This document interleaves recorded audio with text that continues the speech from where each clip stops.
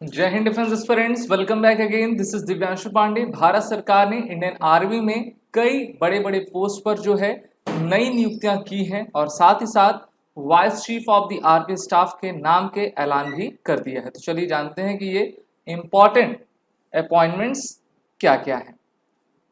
अभी देखिए, हाल ही में भारत सरकार के द्वारा नए chief of the army staff के नाम का ऐलान किया गया और नए chief of the army staff हमारे होंगे जनरल उपेंद्र द्विवेदी। इसी के साथ जब lieutenant general Upendra Dwivedi general बनेंगे तो उनकी जो वाइस चीफ आर्मी स्टाफ की पोस्ट है वो तो वैकेंट हो जाएगी। इसीलिए उस वैकेंट पोस्ट को फिल करने के लिए भारत सरकार के द्वारा थर्सडे को ही लेफ्टिनेंट जनरल NS राजा सुब्रमणी के नाम की घोषणा की गई और अब ये भारतीय थल सेना के नए vice chief of the army staff आपके बनेंगे।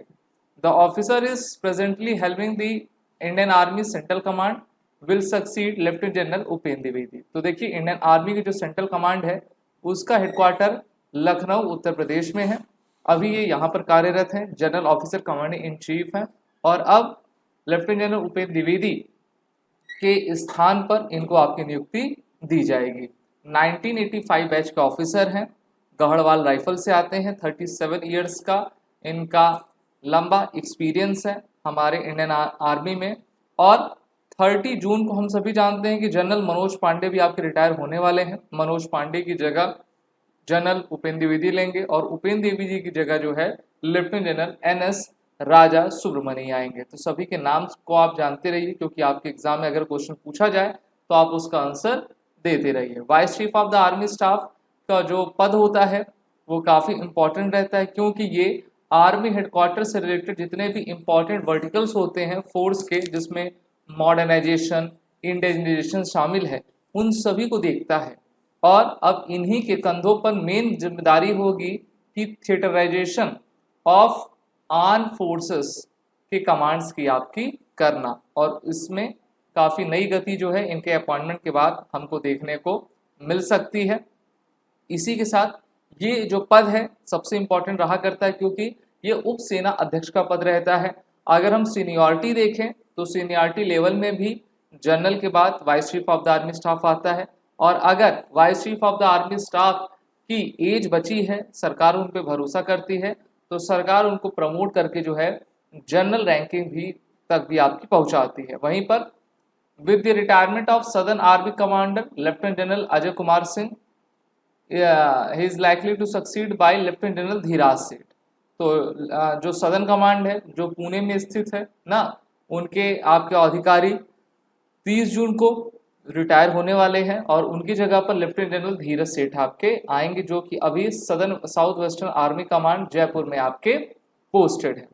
The southern command headquarter in Pune has one of the largest areas of responsibility with its formation starting from Jodhpur Rajasthan and down below the Kutch border with the Pakistan.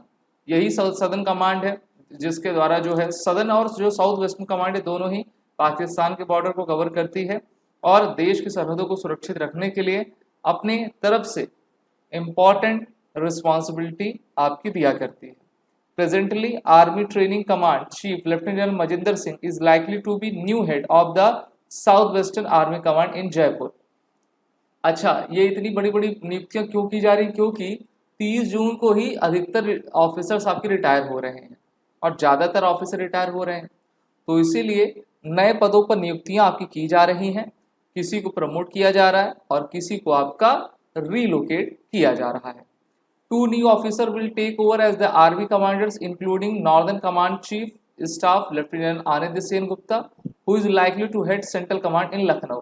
तो central command की post तो आपकी खाली हो जाएगी क्योंकि NS राजा आ जाएंगे, तो उनके स्थान पर लखनऊ में जो है आनंद सेन गुप्ता को आपका लाया जाएगा। Western command chief of the staff lieutenant general Devendra Verma is likely to move Shimla to head the training command. तो देखिए, ये ट्रेनिंग कमांड जिसको हम RTRAC कमांड कहा करते हैं, वहां पर ये जाएंगे और वहां पर जाकर ये हेड करेंगे।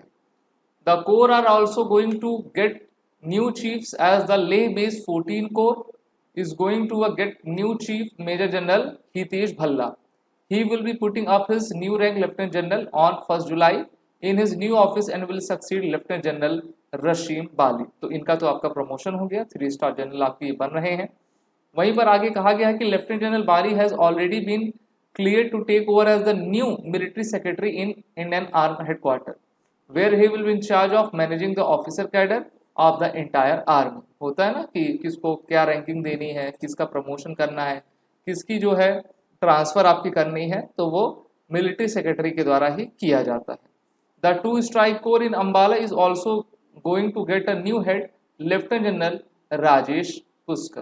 तो इतनी नियुक्तियां भारत सरकार ने कल ही आपके की हैं और vice chief of army staff हमको मिल गया है, हमको chief of the army staff भी मिल गया है, और जितने भी other important general officer commanding in chief या फिर जनरल ऑफिसर कमांडिंग के पद हैं उन पर भी आपकी नियुक्तियां कर दी गई हैं। वीडियो अच्छी लगी है तो इसको लाइक शेयर जरूर करें। These are the courses running with SSB crack exam, वो रिटन कोड का यूज करें जिससे कि आपको एडमिशन लेते वक्त 10% का फ्लैट डिस्काउंट मिल जाए।